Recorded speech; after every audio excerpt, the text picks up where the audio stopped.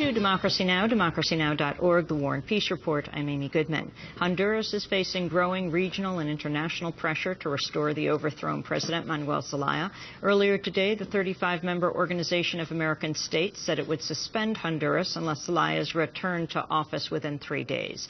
The ultimatum follows Tuesday's unanimous decision by the UN General Assembly to condemn the coup. Addressing the UN, Zelaya stuck by his vow to return to Honduras Thursday despite threats of arrest. A crime has been committed, a crime against humanity, a crime which we all regret. I am going to return on Thursday because they expelled me by force, and I'm going to return the same way I always return, as a citizen and as the president. Zelaya is expected to meet with U.S. officials in Washington today, but not President Obama or Secretary of State Hillary Clinton. Meanwhile, in Honduras, protests against the coup continued with traffic blockades in various parts of the country and the teachers' union announcing an indefinite strike. There were also reports of the brief jailing of at least 7 journalists. We'll have more from Honduras after headlines. In Iraq, at least 40 people were killed and another 100 wounded in a bombing in the northern town of Kirkuk.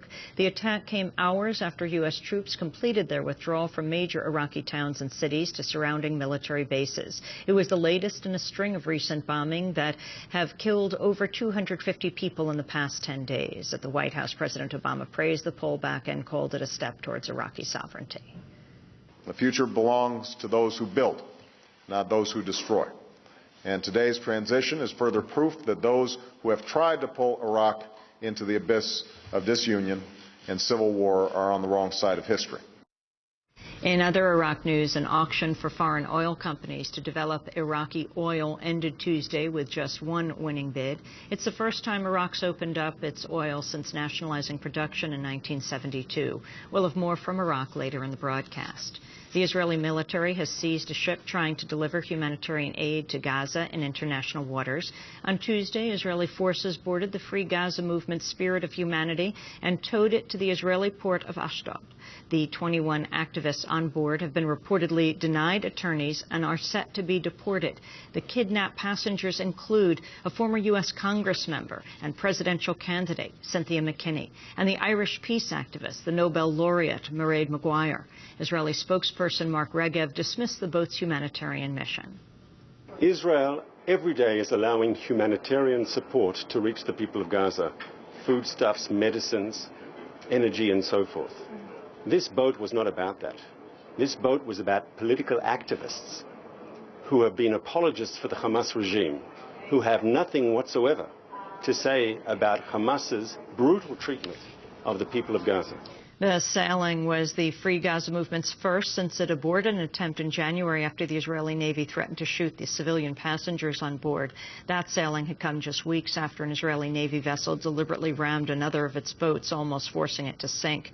Issam Yunus of Gaza's Al-Mazin Center for Human Rights condemned the kidnapping.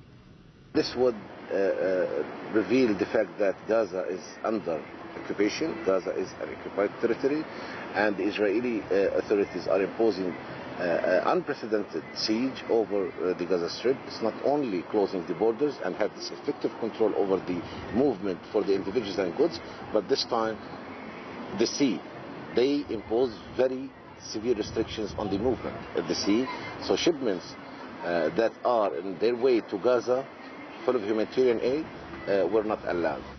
The seizure of the Free Gaza ship came as Israeli Defense Minister Ehud Barak visited Washington for talks with U.S. envoy George Mitchell. Despite weeks of pressure from the Obama administration, Barak maintained Israel's refusal to commit to freezing the expansion of West Bank settlements. It's a little bit too early to predict. We are considering every positive contribution that Israel can make towards the taking off of a significant, important peace effort. And of course, we always taking into account our security interests and demands, as well as the need to see always the whole picture, the wider picture, and to deal with each and every issue, including the settlements, within this wider framework. The U.S. has called for the settlement freeze, but so far refused to threaten the cutoff of billions of dollars in U.S. aid. Israel's continued to expand settlements despite agreeing to halt construction under the 6-year-old roadmap. Democrat Al Franken has been declared the winner in his Minnesota Senate race against incumbent Republican Norm Coleman. On Tuesday, Coleman conceded the race after the Minnesota Supreme Court rejected a last-ditch legal appeal seeking a recount. The ruling ends an 8-month legal battle and holds the potential to alter the political landscape in Washington. Seating Franken will give Democrats effective control of 60 seats, enough to theoretically overcome a Republican filibuster.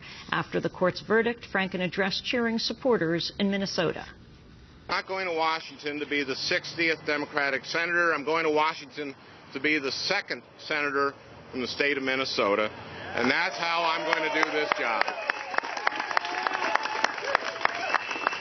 I promise to do my best, to work hard, to stand on principle when I believe I must, and yes, to compromise when I believe that that is in the best interest of the people of Minnesota. Democratic leaders say Franken could be seated as early as Monday. The Supreme Court has apparently delayed a ruling in the case of the Georgia death row prisoner Troy Anthony Davis. Davis, an African-American, was convicted for the 1989 killing of a white police officer. 7 of the 9 non-police witnesses have recanted their testimony since the trial. 3 witnesses say another man later admitted to the killing. The Supreme Court has reportedly informed Davis's lawyer it won't issue a decision in the case until it reconvenes in September. The CIA's former top officer in Algeria has been indicted on allegations of sexual assault while serving in his post. Andrew Warren was arraigned and released on Tuesday in a Washington, D.C. court. Warren has been accused of drugging and raping 2 women in 2007 and 2008. Human rights groups are urging UN Secretary General Ban Ki-moon to visit Iran or send a special envoy to investigate the crackdown on protests against last month's disputed elections. This is Sarah Leah Whitson of Human Rights Watch. The Secretary General should insist on making a trip to Iran to insist that there be investigations and prosecutions of violence by the Basij military forces. There should continue to be a review of Iran's record at the United Nations. Diplomats from capitals east and west who are still have relations and should have relations with Iran should raise protests both privately and publicly about the conduct of Iran's government. Meanwhile, the Iranian-American journalist Roxana Saberi called on Iran to release all political prisoners, now estimated to surpass 200.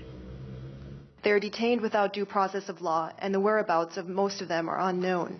They have little or no contact with the outside world. They are likely under severe psychological and, in some cases, physical pressures.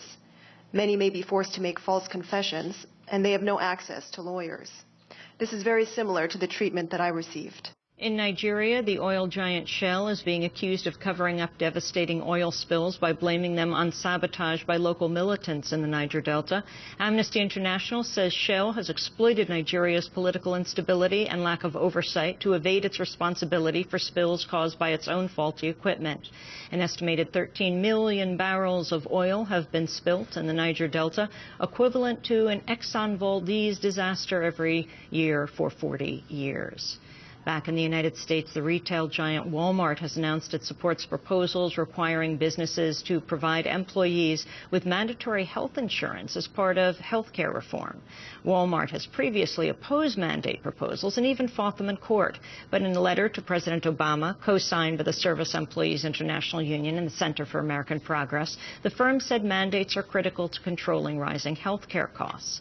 And former Alabama Governor Don Siegelman is requesting a new trial in his controversial corruption case. Siegelman was convicted in 2006, but is free on bail pending an appeal. In a court filing, Siegelman's attorneys say a new trial is warranted because of prosecutorial misconduct and newly discovered evidence. Critics say Siegelman was the target of a political witch hunt, in part orchestrated by former Bush administration Deputy Karl Rove. And those are some of the headlines. This is Democracy